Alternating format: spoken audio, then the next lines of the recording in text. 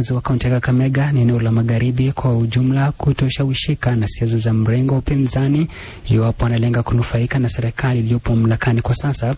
Katibu amesitiza umuhimu wa wakazi hao kuunga mkono serikali ya Rais William Ruto. Mwanahabari wetu Diana Mukhwana na maelezo kwa kina.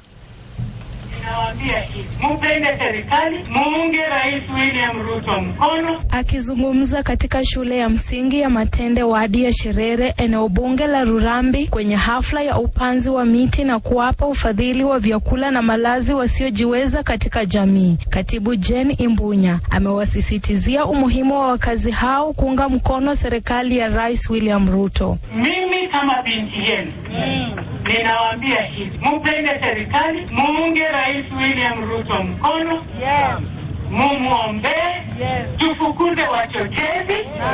Rais anafanya kazi na kazi ambayo anaifanya mnaiona hata mimi nikiwa mbele yenu. Aidha, amewarai wale ambao hawajajisajili kwa bima mpya ya afya ya SHA kufanya hima ili wapate kusaidika wanapotafuta matibabu hospitalini. Mbali na hayo, katibu huyo amewataka wazazi ambao wana vijana kuwashughulisha kwenye mradi wa kuwasaidia wanyota ili wapate mtaji wa kuanzisha biashara.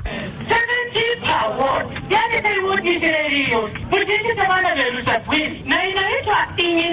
inaitwa nyota kwa sababu haichukui wale wa university, haichukui wale wa college, inachukua kama wamenyataka kwa Mungu. Nikiripotia Mwanga wa MBCI, jina langu ni Diana Mukhwana.